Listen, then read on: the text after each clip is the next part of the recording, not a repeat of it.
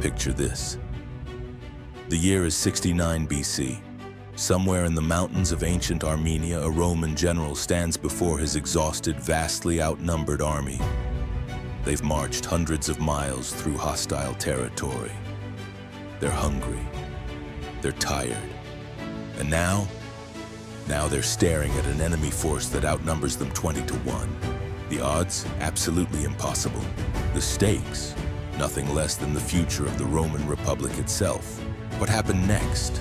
It would become one of the most astonishing military victories in human history. A battle so unbelievable that even ancient historians struggled to explain it. But here's the shocking truth. This wasn't just about numbers or tactics or even luck. This was about the moment Rome proved it was truly unstoppable. The question we have to ask ourselves is simple. How? How does an army of 10,000 men destroy a force of over 200,000? The answer will change everything you thought you knew about ancient warfare. Here's what you need to understand. The Roman Republic in 69 BC was at a crossroads. Not the kind of crossroads you read about in history books with a convenient turning point. No, this was messier, more desperate, and far more dangerous than most people realize. For decades, Rome had been tearing itself apart. Civil wars, political assassinations, bloody power struggles that turned the streets of the Eternal City red. The republic that had conquered the Mediterranean was now devouring itself from within. But here's where it gets interesting. While Romans were busy killing each other, the rest of the ancient world was watching and plotting. And one man in particular saw Rome's chaos as the opportunity of a lifetime. His name was Mithridates VI, king of Pontus. And if you've never heard of him, well, you're about to understand why the Romans spent 25 years trying to destroy him. Mithridates wasn't just any king. This man was brilliant, ruthless, and utterly obsessed with one singular goal: driving Rome out of Asia forever. Can you imagine the audacity? The sheer, unbelievable confidence it takes to stare down the most powerful military machine in human history and say, "I'm going to destroy you"? But Mithridates had reasons to be confident. In 88 BC, he had orchestrated something so shocking, so brutally effective, that Rome itself trembled when they heard the news. He ordered the simultaneous massacre of every Roman and Italian citizen in Asia Minor. Every single one. In a single day. Historians call it the Asiatic Vespers. Somewhere between 80,000 and 150,000 people were slaughtered. Men, women, children. It didn't matter. If you spoke Latin, you died. The message was crystal clear. Rome, your time in the East is over. Now, you might be wondering, how did Rome respond to this? Well, let's just say they were absolutely furious. They sent their best general, Sulla, to deal with Mithridates. Then they sent another and another.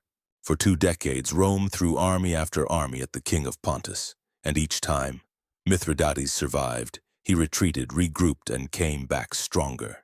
But we're getting ahead of ourselves because what's about to unfold is even more incredible. By 74 BC, Rome decided it needed someone special to finally end the Mithridatic Wars. Someone with the military genius to outthink Mithridates. Someone with the political weight to command Rome's full resources. Someone who could finish what Sulla had started. They chose Lucius Licinius Lucullus. Here's what's fascinating about Lucullus. He wasn't your typical Roman general. Sure, he could fight. Sure, he understood tactics. But what made him truly dangerous was his mind. This man thought like a chess player, always 3 moves ahead, always calculating the precise angle of attack.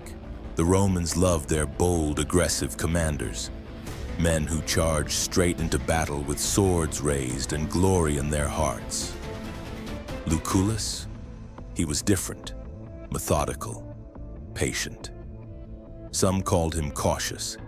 His enemies would soon call him something else entirely. Terrifying. When Lucullus arrived in Asia Minor to take command, he found a military situation that was, frankly, a disaster. The Roman forces were scattered, morale was low, and Mithridates, He was rampaging through Roman territory like he owned the place. Lucullus spent months just reorganizing the army, drilling the troops, restoring discipline, building the supply lines that would let him campaign deep into enemy territory. And here's the crucial detail. While he was doing all this boring administrative work, everyone in Rome was getting impatient. The Senate wanted results. The people wanted victory. The other generals wanted glory. But Lucullus knew something they didn't. He understood that wars aren't won by rushing into battle. They're won through preparation, logistics, and waiting for exactly the right moment to strike. That moment was coming. By 69 BC, Lucullus had pushed Mithridates back. The king of Pontus was wounded, desperate, and running out of options. So he did what any smart ruler would do when facing defeat. He called for backup. Enter Tigranes II, king of Armenia, and oh, what a king he was. They called him Tigranes the Great, king of kings. The man who had built an empire stretching from the Mediterranean to the Caspian Sea. He had conquered Syria, he had humiliated the Parthians, he had created a superpower that rivaled Rome itself, and crucially, he was Mithridates' father-in-law. When Mithridates came begging for help, Tigranes faced a choice: refuse and let Rome destroy his ally and relative, or accept and risk war with the Roman Republic. Tigranes chose war. But here's the thing that absolutely drives this entire story. Tigranes didn't just agree to help Mithridates. He sheltered him, protected him. And when Roman ambassadors came to his magnificent court demanding he hand over the fugitive king, Tigranes laughed in their faces. Can you believe it? The king of kings, ruler of the greatest empire in the East, treated Roman envoys like annoying messengers interrupting his dinner. The ambassadors returned to Lucullus with the news. And Lucullus? He smiled, because Tigranes had just made the biggest mistake of his life. The stage was set, but no one could have predicted what was coming. Trouble was brewing. Let me paint you a picture of Tigranes at the height of his power, because understanding this man, his pride, his magnificence, his absolute certainty in his own invincibility, is crucial to understanding what's about to happen. Tigranes the Great didn't just rule an empire, he embodied it. Every gesture, every word, every decision radiated power. When he held court, kings and princes from across Asia would prostrate themselves before him. They would crawl on their bellies like supplicants before a god. And Tigranes, he loved it.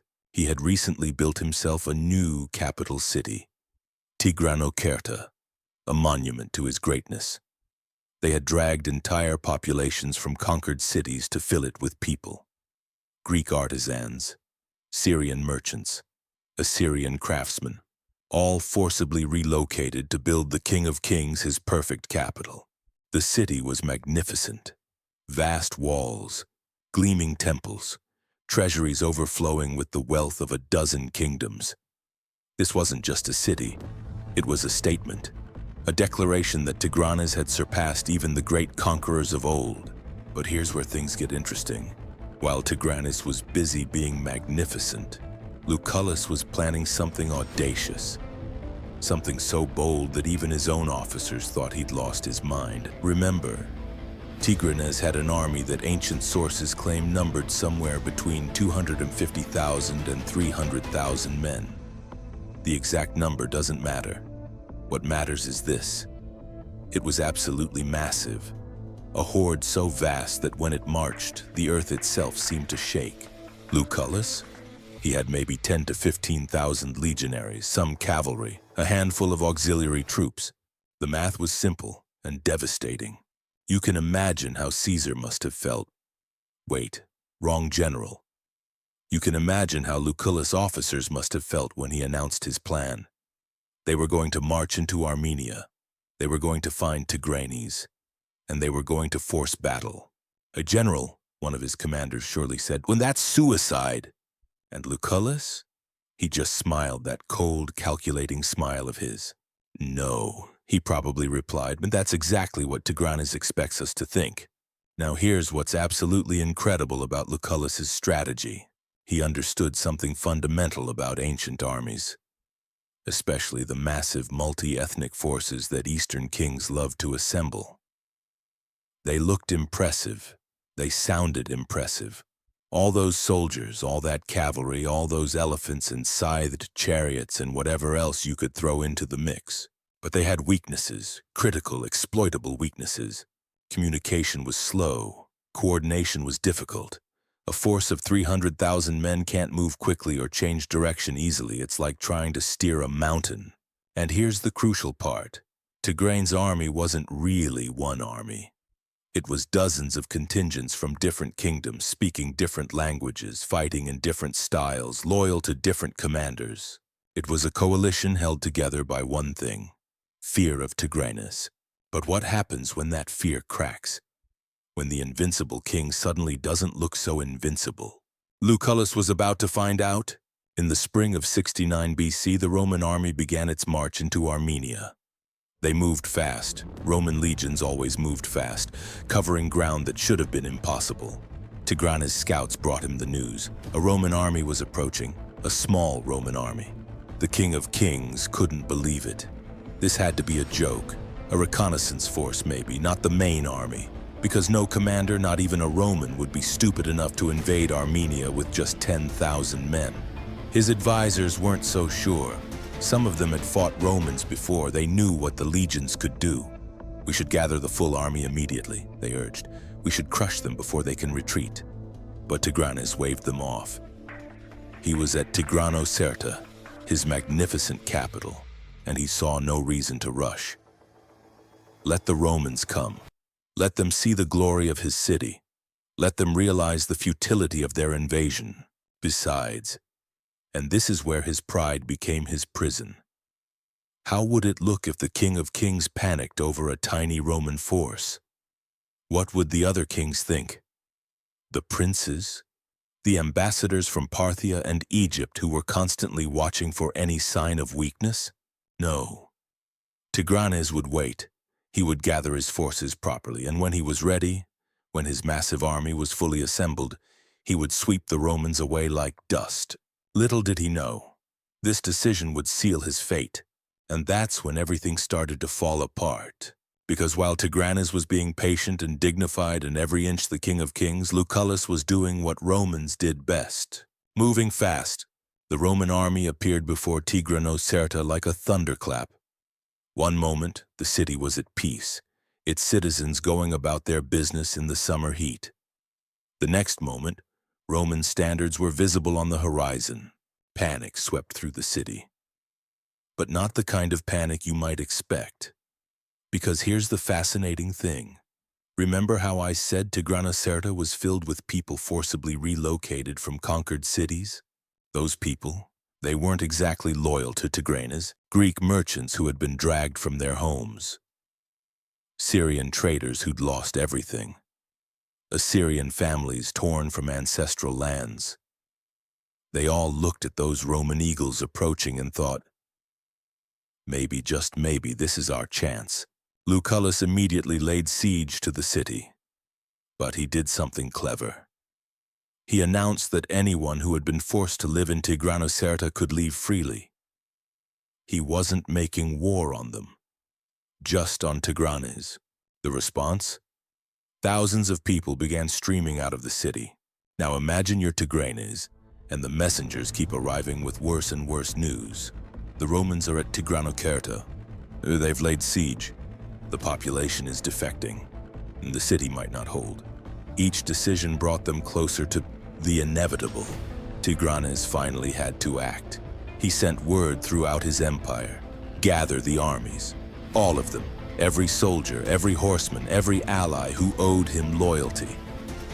They would march to Tigranocerta and destroy these impudent Romans once and for all. The great gathering began. From the mountains of Media came armored cavalry. From the plains of Mesopotamia came thousands of foot soldiers.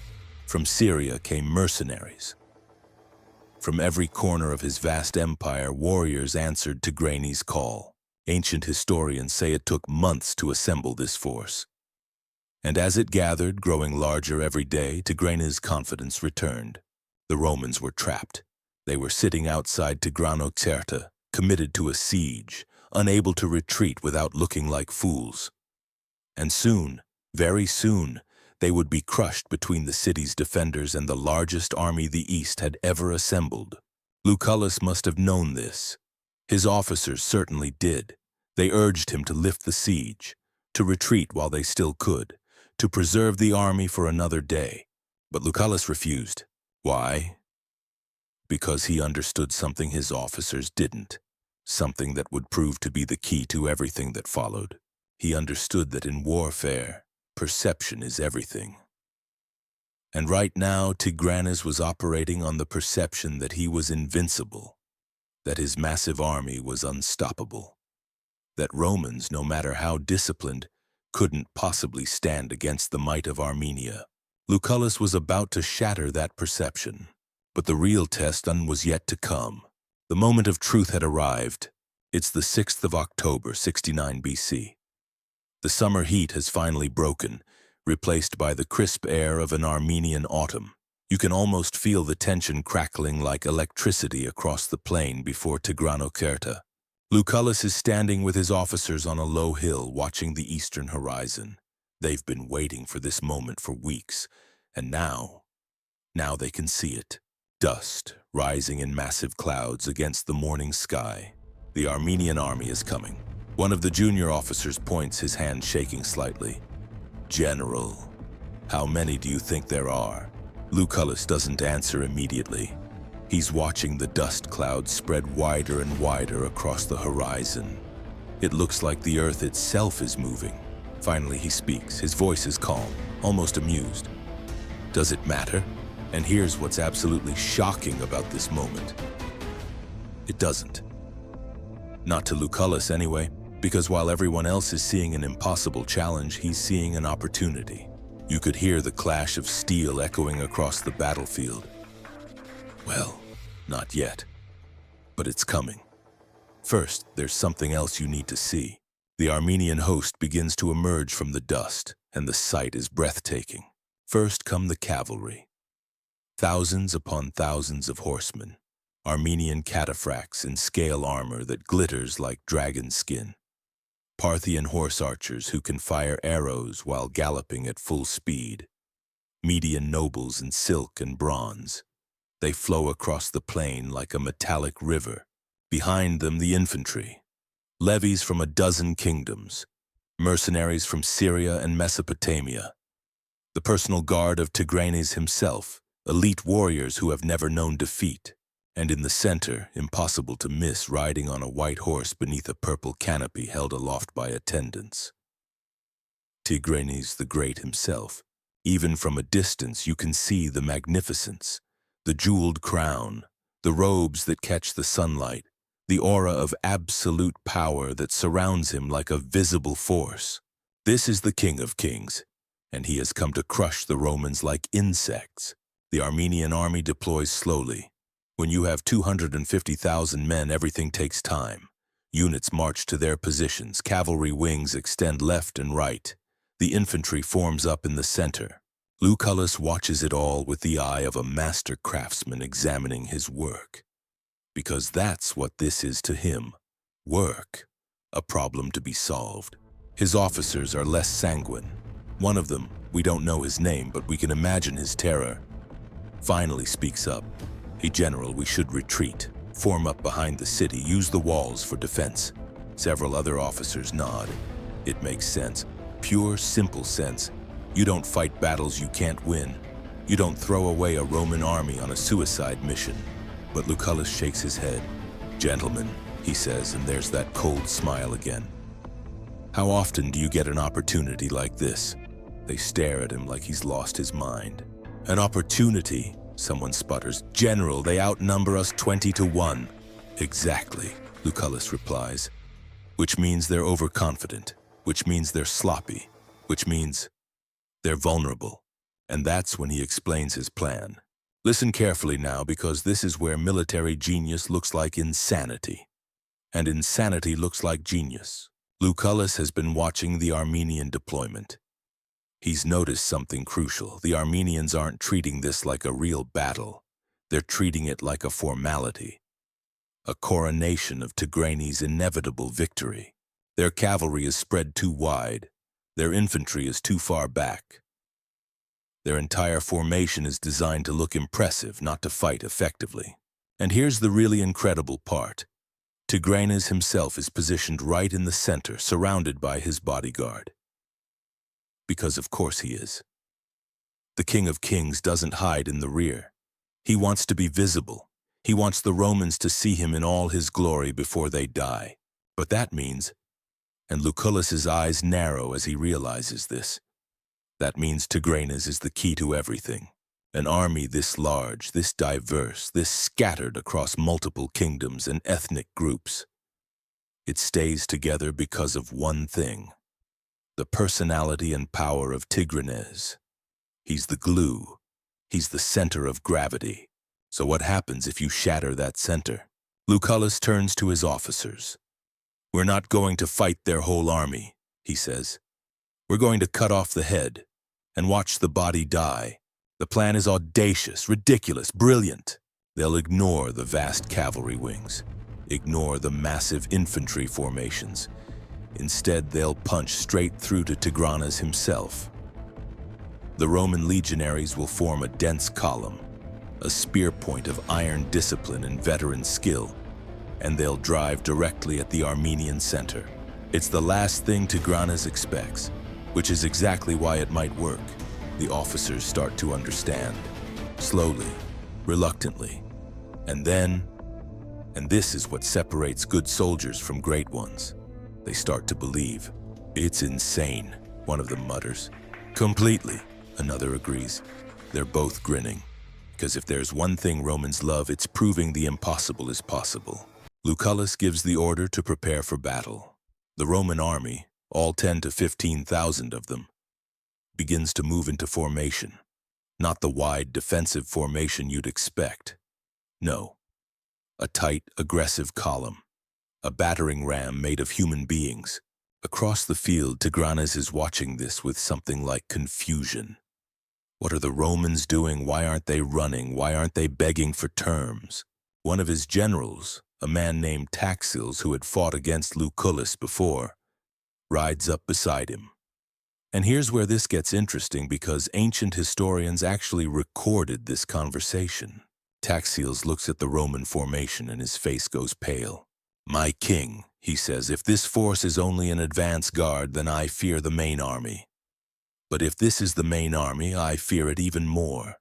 Tigranes, magnificent in his armor and pride, laughs. Actually laughs. "Too few to be ambassadors," he says, gesturing dismissively at the Romans, "and too many to be a sacrifice."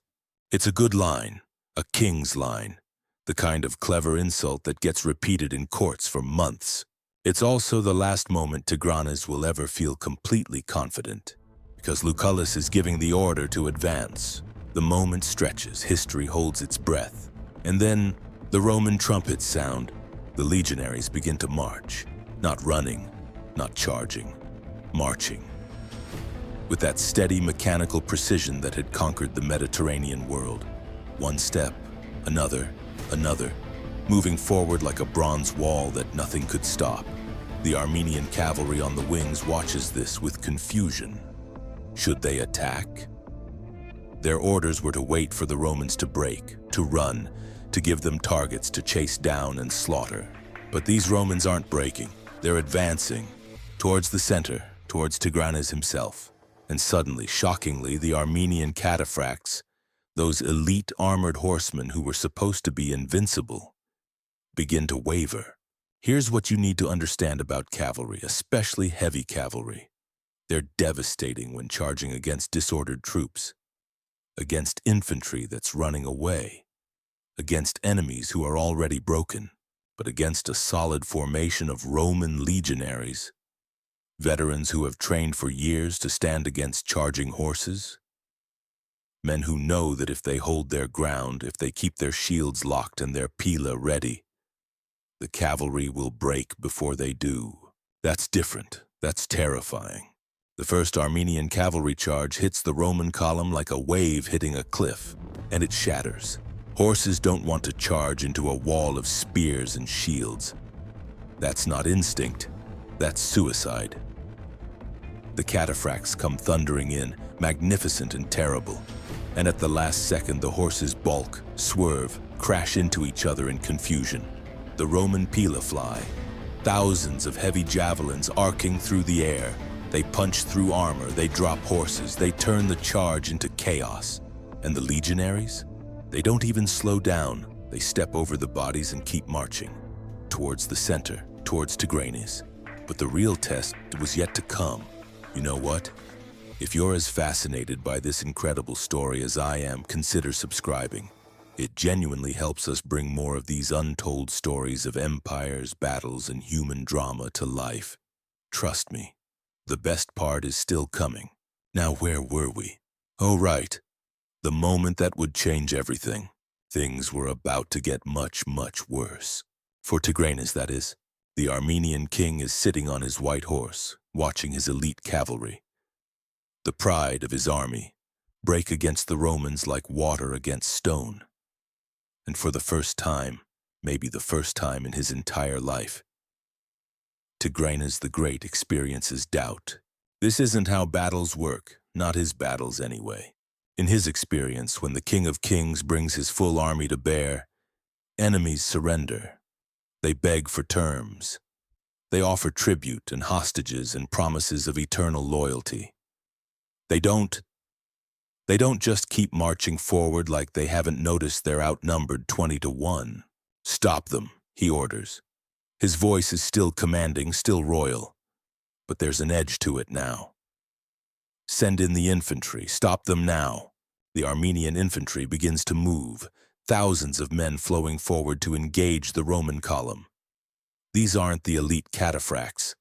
They're foot soldiers, spearmen from Syria, levies from Media, mercenaries from every corner of the East. They're brave men. They outnumber the Romans several times over. They should overwhelm them through sheer mass. Here's where Roman military training becomes absolutely devastating. The legionaries have been marching in formation for hours, days, weeks, years. It's what they do. They can maintain formation in their sleep. They can march up mountains, through rivers, across any terrain you can imagine. And when they make contact with an enemy, they transform. The front ranks engage first, shields locked. Gladi, those short, brutal Roman swords, stabbing forward with mechanical precision. Not wild swings, not heroic duels, just efficient professional killing. Step forward, shield bash, stab. Step forward, shield bash, stab. It's not glorious, it's not romantic, it's butchery dressed up in bronze and discipline. The Armenian infantry tries to push back. They fight hard. No one should doubt their courage. But courage isn't enough against this. Against the most sophisticated killing machine the ancient world has ever created. The Romans keep advancing. The Armenian line starts to bend, then buckle, then break. And here's what's absolutely crucial. Remember how I said Lucullus understood that this army was held together by Tigranes himself? He wasn't just theorizing, he was right.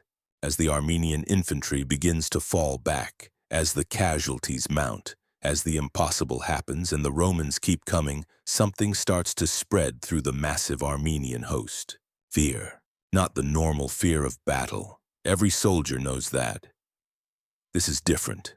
This is existential. This is the sudden, horrifying realization that maybe, just maybe, the King of Kings isn't invincible after all. And if Tigranes isn't invincible, then what are they all doing here? The Syrian contingent starts to edge backward, not running, not yet, just creating distance, preserving themselves. The Median cavalry on the flanks, who haven't even engaged yet, start looking at each other nervously. They're supposed to be supporting the center, but the center is collapsing. And nobody gave them orders to die for nothing. Tigranes sees this. He's still in his position at the heart of his army, still projecting majesty and power. But now he's seeing his grand army, his unstoppable horde, start to unravel before his eyes. He shouts, "Hold the line, I am Tigranes, King of Kings, we cannot lose." But armies don't run on logic, they run on morale. And right now, watching the Romans cut through their comrades like a sword through silk, Morale is evaporating faster than morning dew. The Romans punch through the first line of Armenian infantry. Then the second. They're in the heart of the enemy formation now, still in that tight, disciplined column, still moving forward with terrifying purpose. And they're heading straight for Tigranes. This is it, the moment we've been building to. The King of Kings faces a choice. He can stay and fight, rally his guards, prove his courage, die if necessary, but die as a king should, with sword in hand and defiance on his lips. Or he can run. Everything Tigranes is, everything he's built, everything he believes about himself comes down to this moment. Kings don't run. Kings of Kings certainly don't run. He is the descendant of Alexander's successors. He is the ruler of the greatest empire in the East. He is invincible, except he's not, and some part of him knows it. His bodyguards close around him. One of them, probably his most trusted general, though we don't know his name, grabs the reins of Tigranes' white horse. "We need to go," the man says, not shouting, not panicking, but firm, absolute. Now. Tigranes wants to argue. You can see it in his face, even across the centuries. He wants to stay, to prove that Roman discipline can't beat Eastern majesty. But he's also not stupid. He's a survivor. He's built his empire by knowing when to fight and when to retreat. And right now, with Roman legionaries carving through his army like it's made of papyrus, with his entire force starting to disintegrate, he turns his horse and rides. The moment Tigranes flees, and let's be clear, it is a flight, not a strategic withdrawal or a temporary repositioning. The Armenian army dies, not literally, not all at once, but as a cohesive fighting force, dead. Because remember, this isn't one unified army with a clear chain of command and written orders and detailed battle plans. This is a coalition, a collection of forces held together by one thing and one thing only, the will of Tigranes. The instant he's gone, the instant the purple canopy disappears toward the horizon, every commander in that vast army makes the same calculation. Why am I dying for someone who isn't even here? The Armenian cataphracts, who still haven't really engaged, decide they're needed elsewhere. Urgently, they wheel away and begin riding hard for the hills. The Syrian mercenaries, who are being paid to fight but definitely not being paid enough to die, throw down their weapons and run. The infantry from Media, from Mesopotamia, from a dozen different kingdoms all come to the same conclusion at roughly the same time. They're on the wrong side, the losing side. They run, and running from Romans, that's when the real slaughter begins, because Roman legionaries are trained to pursue. They're trained to turn battles into massacres. They're trained to make sure that anyone who fights Rome understands exactly what the cost will be. The Armenian army, to all 250,000 or more of them, breaks like a dam giving way. They stream across the plain in every direction, desperate to escape, trampling each other in their panic. The Romans pursue methodically, not wildly, not with the bloodlust of barbarians, with the cold efficiency of professional soldiers doing their jobs. Ancient historians say the Romans killed over 100,000 Armenians that day. Some modern scholars think that's exaggerated. Maybe it was only 50,000 or 30,000. Does it matter? The point is this: that an army that had outnumbered the Romans 20-1 was destroyed, annihilated, scattered to the winds like dust. And the Romans? Their casualties were minimal, a few hundred at most, maybe less. It wasn't a battle, it was a demolition.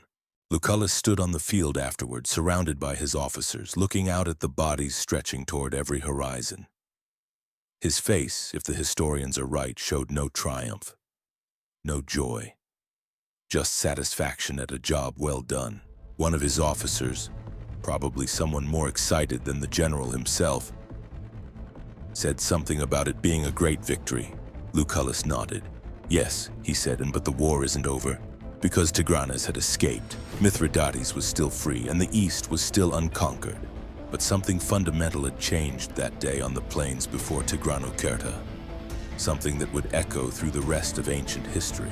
Rome had proved, definitively and brutally, that no matter how many soldiers you assembled, no matter how magnificent your empire, no matter how powerful your king, Roman discipline was unstoppable. But here's the part that will absolutely shock you. The Battle of Tigranocerta wasn't even the strangest part of this campaign. What happened next? That was somehow even more unbelievable. After the dust settled on the battlefield, after the last Armenian survivors disappeared into the mountains, after the moans of the wounded finally faded into silence, the real work began. Tigranocerta still stood. The city that Tigranes had built as a monument to his glory was now completely isolated. The massive army that was supposed to relieve it, destroyed. The king who was supposed to protect it, gone. The citizens of Tigranocerta watched from their walls as the Roman army, victorious and covered in blood, turned its attention back to them. What would you do in that situation? The answer came quickly. The gates opened. Not because of Roman siege engines or clever tactics, they just opened. Delegates came out bearing tokens of surrender. The city was theirs. Now here's where Lucullus did something absolutely fascinating, something that shows why he was more than just a military genius. He was a political genius too. Remember all those people Tigranes had forcibly relocated to fill his city? The Greeks, the Syrians, the Assyrians who had been dragged from their homes? Lucullus announced that they were free to leave, free to return to their original cities, free to rebuild their lives. Can you imagine the scene? Thousands of people who had been prisoners in all but name suddenly liberated by Roman legions. The propaganda value was incalculable, but the treasury, that was even better. Tigranocerta was rich, staggeringly, impossibly rich. Tigranes had filled it with the plunder of a dozen kingdoms. Gold, silver, jewels, art, every kind of valuable you can imagine. The Romans took all of it. Ancient historians say the plunder was so vast that even after paying his soldiers generously, and Roman soldiers expected generous bonuses after victories like this, Lucullus still had enough left over to send a fortune back to Rome. The Senate was delighted. Finally, a general who was not only winning but making them money in the process. But wait, it gets even more incredible, because Lucullus wasn't done. He turned his army north, pursuing Tigranes into the heart of Armenia. The king who had fled the battlefield was now running for his life, trying to gather whatever forces he could, trying to rebuild an army that might stand against Rome. But everywhere Tigranes went, he found the same thing: fear. His vassals were terrified, not of him anymore, of Rome. The battle at Tigranocerta had shattered the illusion of Armenian invincibility.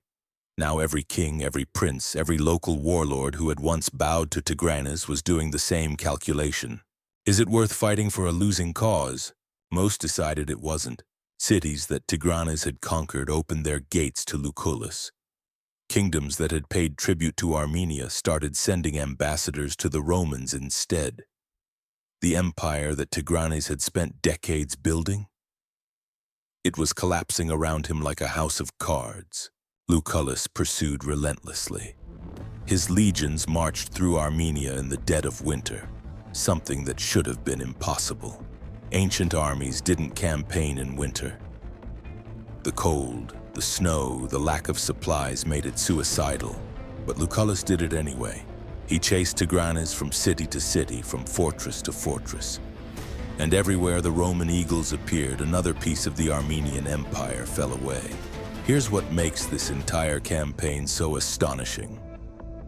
Lucullus was operating hundreds of miles from any Roman territory.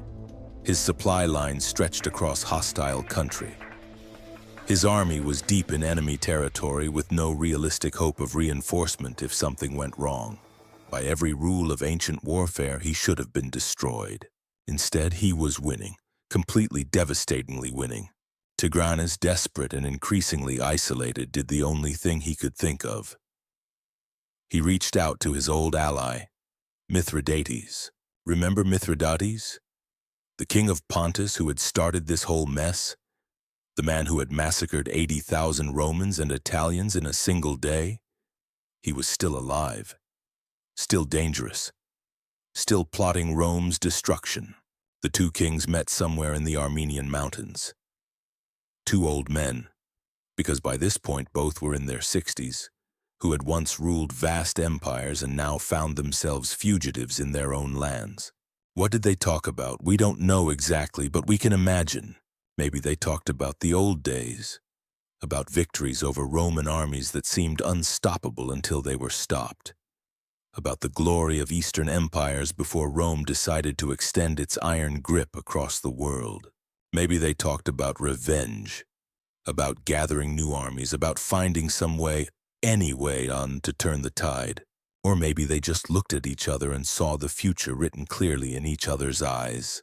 They were finished, not dead, not defeated yet in any final sense, but finished as serious threats to Rome. The Battle of Tigranocerta had been the turning point, the moment when Rome proved that Eastern magnificence couldn't stand against Western discipline. Lucullus continued his campaign into 68 BC. He won more battles, captured more cities, pushed deeper into Armenia than any Roman army had ever gone. But here's where things get truly strange. Just when Lucullus was on the verge of total victory, when he was about to deliver the killing blow that would end both Tigranes and Mithridates once and for all, his own soldiers mutinied. I know. After everything they'd accomplished together, after Tigranocerta, after all those impossible victories, the legionaries refused to march any further. Why? Well, it's complicated. They were exhausted. They'd been campaigning nonstop for years. They were thousands of miles from home, and while Lucullus was a brilliant general, he was also a strict disciplinarian who didn't tolerate the kind of looting and pillaging that Roman soldiers usually expected after victories. Remember all that wealth from Tigranocerta? Lucullus had given them their share, sure, but he'd also sent most of it back to Rome, and he'd been very particular about preventing his soldiers from plundering cities that surrendered peacefully, which was good policy if you're trying to win hearts and minds and build a stable occupation, but terrible policy if you're trying to keep battle-hardened legionaries happy. The soldiers started refusing orders, not violently. This wasn't a violent mutiny, they just stopped. Refused to march further into Armenia, refused to pursue Tigranes. And Lucullus, for all his military genius, couldn't overcome this. You can outthink an enemy general. You can outmaneuver an enemy army. But what do you do when your own soldiers simply refuse to fight? He tried reasoning with them, tried reminding them of their duty, tried offering incentives. Nothing worked. Meanwhile, back in Rome, Lucullus' political enemies were sharpening their knives. Because here's what you need to understand about the Roman Republic. Military success didn't guarantee political success. In fact, military success often created political enemies. Lucullus had been too successful, too independent, too willing to make decisions without consulting the Senate, and he'd made the fatal mistake of actually trying to govern the eastern provinces honestly, without allowing corrupt Roman businessmen to plunder them freely. The businessmen complained to their political allies in Rome. The Senate started asking questions, and gradually support for Lucullus began to erode. In 66 BC, the Senate recalled him. They gave command of the war to someone else, someone more politically reliable, someone who knew how to keep the right people happy. A man named Pompey. Pompey the Great, as he liked to be called, one of Rome's most celebrated generals and also one of its most ambitious politicians. Pompey arrived in the east with fresh troops and a mandate to finish what Lucullus had started. And he did, sort of. He defeated Mithridates. He forced Tigranes to surrender. He reorganized Rome's eastern provinces. And he took all the credit. History remembers Pompey's eastern campaign, Pompey's triumph, Pompey's victory. Lucullus? He faded into obscurity. He returned to Rome a bitter man, watching someone else celebrated for victories he had made possible. The Battle of Tigranocerta became just another footnote, another battle in another war that Rome eventually won. But here's the thing that absolutely drives this story. That battle changed everything. Not just for Rome, not just for Armenia or Pontus or the kingdoms of the East, for the entire ancient world. Before Tigranocerta, there was still a question about Rome's place in the world. Yes, they'd conquered the Mediterranean. Yes, they'd beaten Carthage and Macedonia and a dozen other kingdoms. But could they really stand against the massive empires of the East? Against kings who could field armies of hundreds of thousands? After Tigranocerta, that question was answered. Definitively. It didn't matter how many soldiers you had. It didn't matter how magnificent your kingdom. It didn't matter if you called yourself King of Kings or claimed descent from Alexander the Great himself. Roman discipline would break you. Roman organization would destroy you. Roman persistence would hunt you to the ends of the earth. The Eastern kingdoms learned this lesson well. Within a generation, most of them were Roman clients or Roman provinces. The age of independent Eastern empires was over. And it all came down to that October day in 69 BC, when a Roman general with impossible odds looked at an enemy army 20 times his size and said, "Good, now we can attack." In the silence that followed, let me tell you about Tigranes the Great in his final years, because there's something profoundly sad about the fall of a king who once seemed invincible. After his defeat at Tigranocerta, after watching his empire crumble piece by piece, after running from Roman legions through the mountains of his own kingdom, Tigranes finally surrendered to Pompey in 66 BC. The terms were harsh but not devastating. He could keep Armenia proper, the core of his kingdom. But everything else, Syria, Mesopotamia, all those conquests that had made him King of Kings, gone. Handed over to Rome or returned to their original rulers. And the final humiliation, he had to pay Rome an enormous tribute. 6,000 talents of silver, enough money to fund entire armies. But he lived, he kept his throne. He even maintained some degree of autonomy as long as he understood who the real power was now. Tigranes spent his last years as a Roman client king, ruling a much smaller Armenia, watching Roman legions march through his territory whenever Rome decided it was necessary. The man who had once laughed at Roman ambassadors now bowed to Roman authority. He died in 55 BC at the age of 85. And when he died, he left his kingdom divided between his heirs, who immediately started fighting each other for control. Rome stepped in to mediate, which in Roman terms meant taking over completely. Within a generation, Armenia was functionally a Roman protectorate. Within 2 generations, it would be a battlefield where Rome and Parthia fought their endless proxy wars. The kingdom of Tigranes the Great, erased from history as anything more than a footnote. But what about Mithridates? The man who had started all of this with his massacre of 80,000 Romans back in 88 BC. His story is even more tragic. After Tigranocerta, Mithridates tried to rebuild. He fled to his original kingdom of Pontus. He tried to raise new armies. He tried to spark new rebellions against Rome, but the spirit had gone out of him. The fire that had driven him for decades, that absolute certainty that he could beat Rome, that he was destined to drive the Republic out of Asia.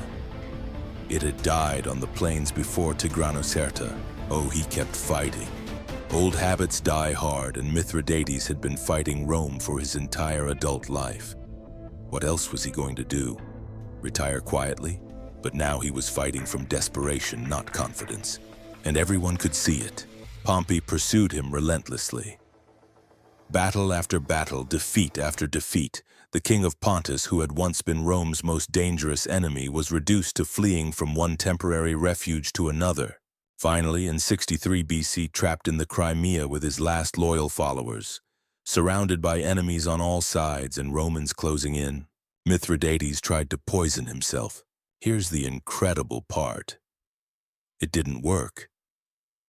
Legend says he had spent so many years taking small doses of poison to build up immunity, a practice called Mithridatism named after him, that when he actually tried to end his life with poison, his body resisted it.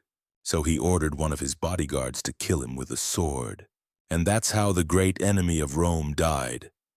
Not in glorious battle, not leading a charge against Roman legions, but alone, desperate, begging a servant to end his life before the Romans could capture him. When Pompey heard the news, he reportedly said, "The best part of my triumph just died." The man who had killed 80,000 Romans, who had fought the Republic for 25 years, who had survived defeat after defeat and kept coming back. He ended his life as just another conquered king. What Caesar couldn't have known was, wait, wrong general again. What Lucullus couldn't have known was how completely his victory would reshape the ancient world. Because Tigranocerta wasn't just a military victory, it was a psychological victory. A demonstration of Roman power so devastating that it changed how every kingdom, every empire, every ruler in the ancient world thought about Rome. Before Tigranocerta, you could look at Rome's conquests and think, well, they're good at fighting civilized enemies, Greeks, Carthaginians, other Mediterranean peoples. But could they really stand against the truly massive empires of the East? After Tigranocerta, that question was answered with a resounding, definitive yes. And here's what's so fascinating about the aftermath. The Battle of Tigranocerta didn't just affect Armenia and Pontus. It sent ripples throughout the ancient world.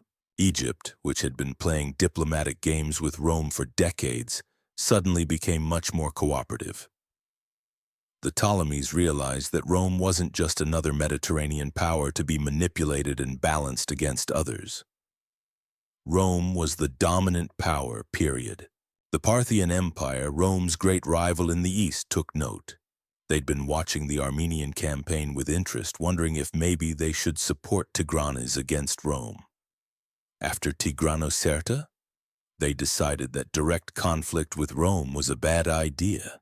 For the next century, Rome and Parthia would fight proxy wars and border skirmishes, but neither side wanted a full-scale confrontation. Even in distant Judea, the local kings were paying attention. When Pompey arrived in the region a few years later to settle a succession dispute, the Jewish factions didn't resist. They knew what happened to kings who fought Rome. The battle had demonstrated something that would define the next several centuries of history. Rome wasn't just militarily superior, though they certainly were that. They were systematically, organizationally, ruthlessly superior in every aspect of power. They had better training, better logistics, better command structures, better discipline, better everything. And perhaps most terrifying of all, they were absolutely relentless. You could beat a Roman army. You could win battles against them, but you couldn't win the war. Because Rome would just send another army, and another, until you were destroyed. Tigranocerta proved this beyond any doubt. Imagine if things had gone differently. What if Tigranes had been more cautious? What if he'd attacked Lucullus immediately, before the Romans could lay siege to Tigranocerta? What if he'd divided his massive army into smaller, more manageable units instead of trying to command the entire force himself? Could the history of the ancient world have been different? Maybe, but probably not, because the fundamental problem wasn't tactical. It was structural. Eastern armies, no matter how large, no matter how impressive, were built on a fundamentally different model than Roman armies. They were royal armies, extensions of the king's personal power. When the king fell or fled, the army collapsed. Roman armies were professional, institutional, bureaucratic. They existed independent of any single commander. Lucullus could die tomorrow, and the legions would march on under new leadership. That was the real lesson of Tigranocerta. Not that Roman generals were smarter, though Lucullus certainly was smart. Not that Roman soldiers were braver, though they were certainly brave. But that Rome had created a system of military power that was simply superior to everything that had come before. And once that system was established, once it had proven itself capable of defeating any enemy, the age of independent kingdoms in the ancient world was essentially over. Over the next century, every major kingdom would become either a Roman province or a Roman client state. The Mediterranean became a Roman lake. The Near East became a Roman borderland. Even mighty Parthia, which maintained its independence, was forced to define itself in relation to Rome. The Battle of Tigranocerta was the moment when this future became inevitable. And Lucullus, the man who had made it all possible, he retired to his villa in Italy and became famous for his elaborate dinner parties. Seriously, the man who had crushed the greatest army the East could field spent his retirement years hosting banquets so extravagant that they became legendary. Lucullian became a Roman word meaning luxurious and excessive. The general who had been so strict with his soldiers' discipline, so careful with military resources, apparently decided to spend his retirement in the most self-indulgent way possible. Maybe it was compensation. Maybe it was his way of thumbing his nose at the politicians who had denied him credit for his victories. Maybe he just really liked good food and wine. We'll never know. What we do know is that history forgot Lucullus, forgot Tigranocerta, forgot the impossible victory that changed the ancient world. Until now, looking back across the centuries, there's something almost tragic about how forgotten the Battle of Tigranocerta has become. Ask 100 people about famous ancient battles and you'll hear about Marathon, Thermopylae, Cannae, Actium. Maybe, if you're lucky, someone will mention Alesia or Pharsalus. But Tigranocerta blank stares. And yet, in terms of historical importance, in terms of what it meant for the future of Western civilization, Tigranocerta ranks right up there with any of them. This was the battle that proved Roman supremacy wasn't just a Mediterranean phenomenon. This was the moment when Rome went from being a powerful republic to being the inevitable master of the ancient world. So why don't we remember it? Part of it is the politics of ancient Rome. Lucullus was recalled in disgrace. Pompey took the credit. And when history was written, mostly by Romans for Romans, the writers focused on the stories that made the right people look good. Lucullus had made enemies, so his victories were downplayed, forgotten, attributed to luck or to the weakness of his enemies rather than to his own genius. But there's something else too, something deeper about how we remember history. We remember stories about individuals: Caesar crossing the Rubicon, Alexander conquering Persia, Hannibal crossing the Alps. These are dramatic personal narratives that stick in the mind. Tigranocerta was a victory of system over personality, of discipline over magnificence, of careful planning over heroic grandeur. And that's just less memorable. There's no dramatic moment of individual heroism to latch onto. No single action that won the battle, just the systematic, methodical application of Roman military doctrine against an enemy that had no effective counter. It's like watching a master craftsman work. It's impressive, it's brilliant. But it's not dramatic in the way that sells stories. Sound familiar? It should, because we see the same pattern throughout history. The victories of organization and system are often forgotten in favor of the victories of personality and drama. Nobody remembers the logistics officers who kept Napoleon's armies supplied. We remember Napoleon crossing the Alps. Nobody remembers the staff officers who planned D-Day down to the last detail. We remember Eisenhower giving the order to go.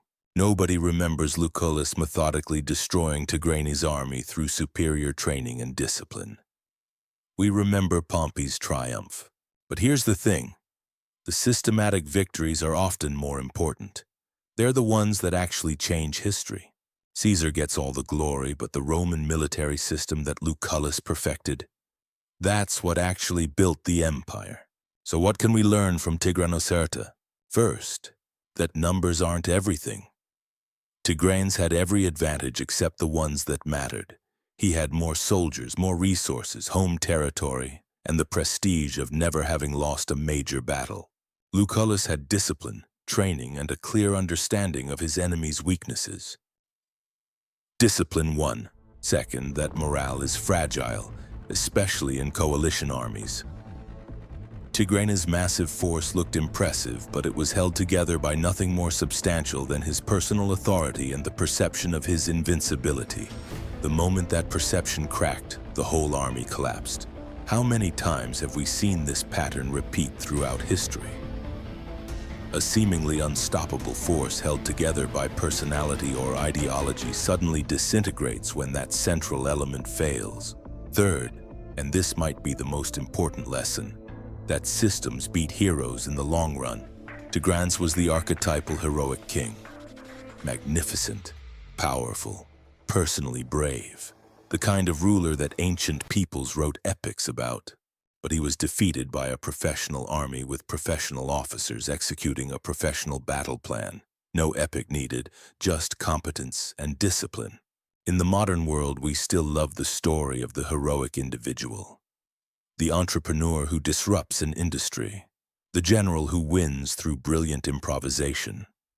The leader who changes everything through force of personality. But the real power, it's in the systems, the institutions, the organizations that persist beyond any individual. Rome understood this. That's why they conquered the world. The kingdoms of the East never quite learned the lesson. That's why they lost. And perhaps that's the ultimate legacy of Tigranocerta. Not the battle itself, but what it represented. The triumph of the systematic over the personal. The institutional over the individual.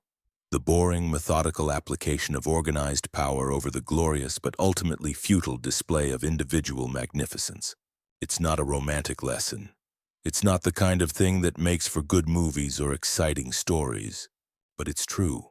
And truth, as the Romans knew, doesn't care about drama. Looking at the battle from a military perspective, what's absolutely remarkable is how perfectly it demonstrates the principles that would dominate warfare for the next 1,000 years. Until the gunpowder revolution changed everything. The importance of training over numbers. The value of discipline over individual courage. The superiority of professional soldiers over armed mobs, no matter how large. Every military theorist from the medieval period through the Napoleonic Wars studied Roman tactics. They all came to the same conclusion. The Roman system worked. And Tigranocerta was one of the purest demonstrations of why it worked. No tricks, no surprises, no lucky breaks. Just a smaller, better trained, better organized army methodically destroying a larger force that looked impressive but couldn't match Roman standards of discipline and cohesion. From a political perspective, the battle marked the beginning of Rome's unchallenged dominance in the East. After Tigranocerta, every kingdom knew that Rome couldn't be beaten militarily. So they stopped trying.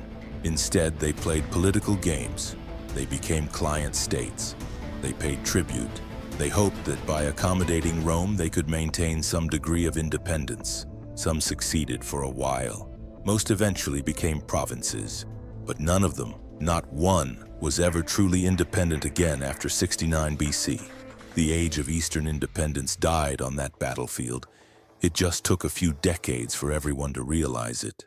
And from a personal perspective, there's something poignant about Lucullus spending his retirement at elaborate dinner parties, watching other men receive credit for victories he had made possible. Did he regret his choices? Did he wish he'd been more politically savvy, more willing to play the games that kept other generals in power? We'll never know. But I like to think that sometimes at those elaborate banquets, surrounded by senators and aristocrats all discussing Pompey's great victories in the East, Lucullus would smile to himself, because he knew. He knew who had really won those wars. He knew who had broken Tigranes. He knew who had proved that Rome was invincible. And sometimes knowing is enough. History might forget. Politicians might lie. But the legionaries who were there, they knew, and that had to count for something. The Battle of Tigranocerta stands as a testament to a simple truth.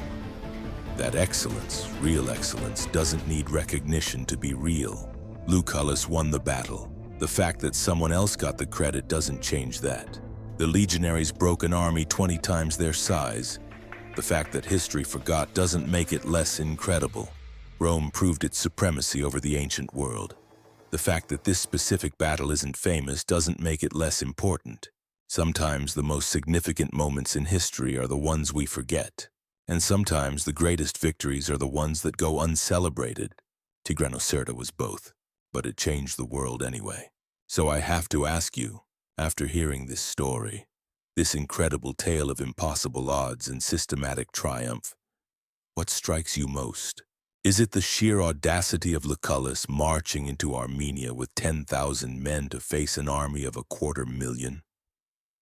The kind of decision that looks like genius in retrospect but must have seemed like suicide at the time?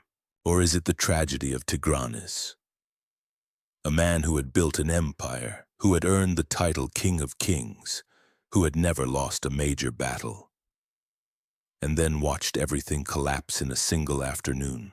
Maybe it's the systematic nature of Roman power, the way they turned warfare from an art of heroic individuals into a science of organizational excellence. The moment when the ancient world realized that glory and courage and personal magnificence weren't enough anymore. Here's what I find myself wondering. Do you think Rome's incredible resilience, that ability to lose battles but never lose wars, to send army after army until the enemy was exhausted, was born of iron discipline or pure dumb luck? Because on one hand, Roman discipline was real. It was carefully cultivated. It was the product of centuries of military tradition and systematic training. But on the other hand, Rome made so many mistakes, sent so many incompetent generals to lead their armies, suffered so many defeats that should have been civilization-ending disasters. And yet they survived, every single time. Was that system or was that something else? Some quality that we can't quite define but recognize when we see it. And here's another question that keeps me up at night. Which Roman leader do you believe left the strongest, most lasting legacy? Most people say Caesar, right? The man who crossed the Rubicon, who conquered Gaul, whose name became synonymous with emperor. But what about figures like Lucullus? Men who did the unglamorous work of actually building the empire, who created the systems that made Roman dominance possible, who won the battles that changed everything but got forgotten by history. Is legacy about recognition, or is it about actual impact? Because if we're measuring by recognition, Lucullus lost. He's a footnote. His greatest victory is barely remembered. But if we're measuring by impact, by the actual changes he made to the course of history, by the demonstration of Roman power that made future conquests possible, then Lucullus might have left a more important legacy than half the famous generals whose names everyone knows.